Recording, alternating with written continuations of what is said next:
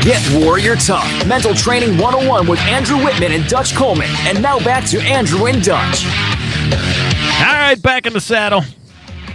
Hashtag Get Warrior Tough on Twitter, 855-856-1380 on the telephone. GetWarriorTough.com. Find a handle. Grab on. Don't forget the YouTube channel, the Facebook page. Hook up with Dutch and I on LinkedIn.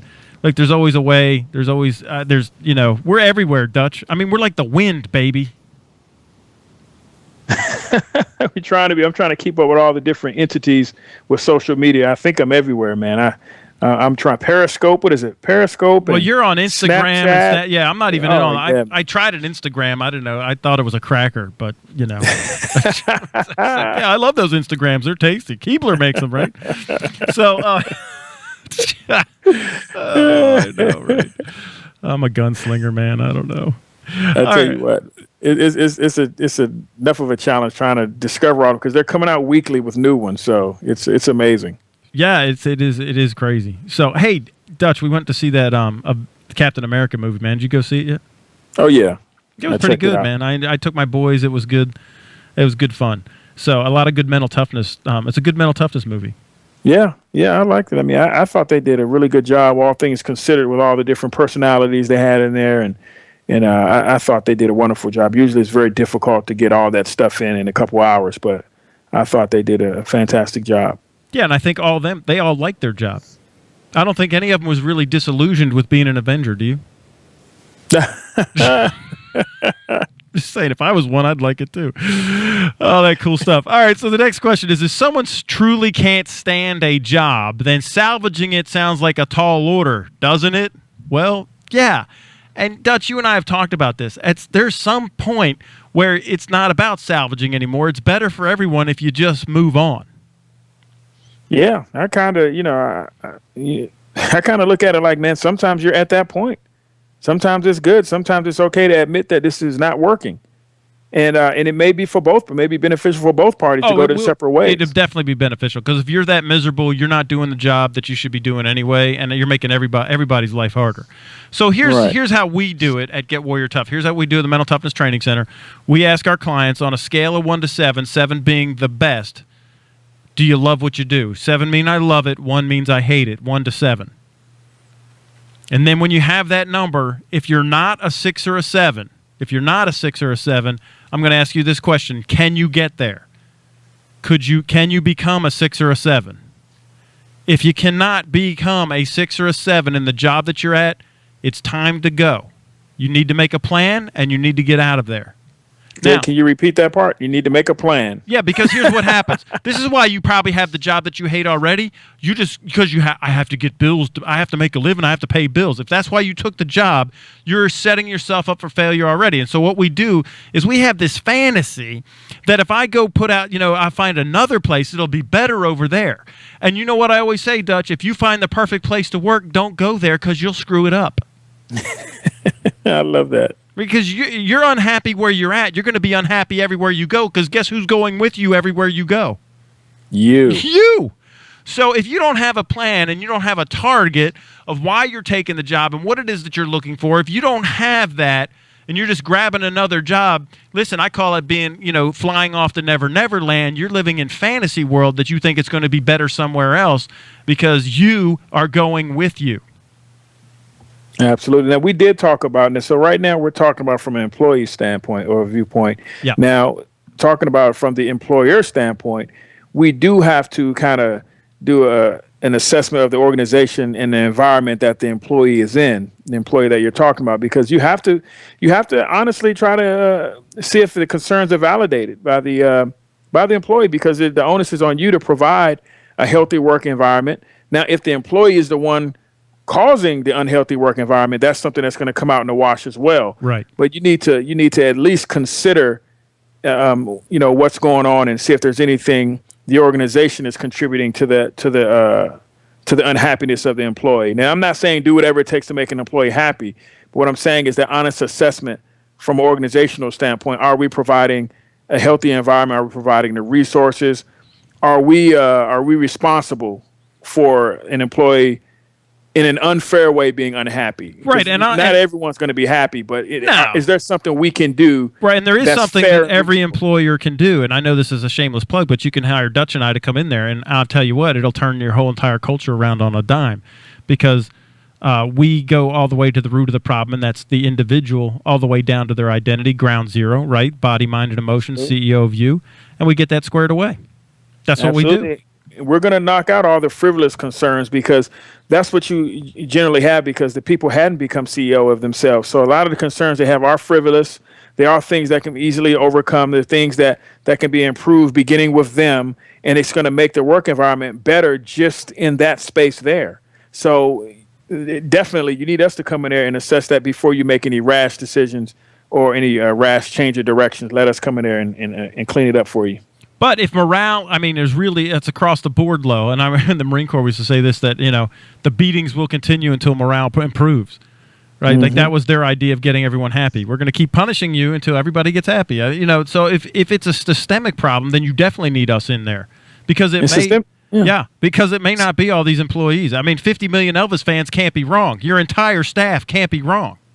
Yep, and the problem with it is, with systemic stuff, is that it came from a series of reactions from both sides. Right. And again, we always talk about being a first responder, not a first reactor. So when we come in, we can almost see the path of all these different reactions that escalated the problems and made them worse. So you got to come in, you got to clean that up and respond to the issues, not react to them. Yeah, and those are it's a process, and it's simple to implement.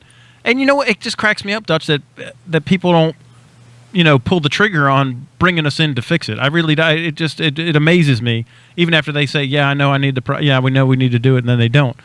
If you're at that point, we can't help you. If you don't want to. Now, here's the next question, Dutch. Assuming that salvaging can be accomplished, let's talk about the specific concrete things an employee and perhaps an employer, I think we just did that, can do to make the disgruntled worker happier. And I think we just kind of covered that. Seriously, if you get control.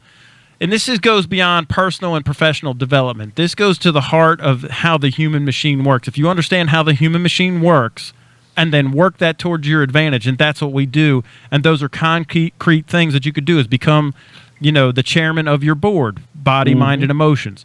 Thinking like crap, right? Clarity, relevance, accuracy, precision. Checking your mindset. Go to the mindset mirror. Am I acting as in a defeated mindset? Am I acting as survival-minded? Am I acting as an average-minded person? Am I acting as a tyrant? Or am I acting as an elite warrior where I know that I'm the problem, that any problem that I have, but the good news is that I'm the solution to every problem that I have? Absolutely. And we're going to check the organization as well. We're going to ask what the vision of the organization is. We're going to ask what type of culture are you looking for? Now, are you a culture of investing, empowering your employees? Like, what are you going to, because we're going to take all of that and we're going to incorporate it into the training. We're not going to come in and just do what Andrew and Dutch does. We're going to incorporate what we do into your vision, into what you see, what type of culture you want to have, what type of work environment, what type of system, because like I said, we're talking about systematic issues. Well, we're going to replace that system. It's going to be a clean, smooth system, and you're going to help build that. And you're going to tell us what you want and what you need, and we're going to incorporate all that in and come in with a very unique, customized package just for you. Right. So like when we go into like a law enforcement organization, it's customized, for those specifics. When we go into a government agency, it's customized for their specifics. When we go into, whether it's banking or retail, aerospace, then we customize it to whatever their, systems are. But really at the end of the day, Dutch, and I was talking about this to somebody today, that the bottom line is, no matter what the organization is, no matter what the government is, what the market is, at the bottom line is that there are individuals involved. Like, individuals make up the organization. Individuals make up the company. Individuals make up the government systems. Individuals make up the economy. Individuals make up the markets. And if you don't understand how the individual machine works, you got no shot at trying to figure out how to make the thing work on a grand scale. Amen. Amen. And we're gonna provide all that. We're not gonna leave you hanging. We're not gonna not provide a path. We're gonna make it as simple and as painless and as seamless as possible. Forrest Gump. We're going to do that. And we've done it. We've had success doing it. People are amazed at what we do and how we do it. and the simplicity. See, the problem is not that this is difficult. It's so simple, but people just don't know the answer. So when you hear the answer, you're going to have that aha moment. So then the next step is, okay, how do I do it? Because we're going to give you the answer, and we're going to show you how to do it, and we're going to remain with you while it's getting done. And then, as a matter of fact, we're going to be with you after it's done, because you're going to need it still. Right. And exactly, dude. It's just so good. I love what we do, man. Amen. I do. I'd love it. So, listen, I don't know if we have time to get into this other one before the break, but we don't really. But I'll just throw it out there, and when we get to it, we get to it. Okay, so let's say here's the thing. Hey, Andrew, let's say that I'm a writer who loves writing news stories, but for money reasons, I have to work in a job where all I do is write a monthly newsletter and some press releases for the company. I'm bored, and I feel my job has no true meaning. I'm surrounded by people who lack creativity. How could I possibly salvage this job? So you're surrounded by people that have no creativity. Is that a fact? Yeah, that's dude. You and we're starting to do it right now. I'm bored. Is that a fact or a truth? There's nothing. It's as dry. Is that a fact or a truth? I mean, why do the monthly newsletters have to be dry? Why are the press releases dry? You're writing them. You could make them not dry. And I tell you what, before you start pushing your airspace out, you better make sure your airspace is tight and good and healthy, because you can get called on it. So before you start making those claims, you gotta really evaluate what you believe, and because again, is it a fact or is it a truth? Because you can hold on to the facts, and you can kind of do some things with the truths as well, but you can't go treating the truths like they're facts, because that's when you get into trouble. That's when you're going to run into somebody who's been through the Get Warrior Tough training, and they're going to call you on it. Right. So I'm not saying the truths don't have value, but you got to make sure you treat them as truths, so you can give them the respect that they're due. But don't push your airspace out as if those are facts, because you're going to get called on it and you're going to stumble. So you got to do that true evaluation of the situation to make sure that you're on point when you're making those statements. Yeah, because it's just like the self-talk here is just one 30 seconds destructive truth after another. Right? Yep. I love doing something else. This is dry. I'm bored. The job has no true meaning.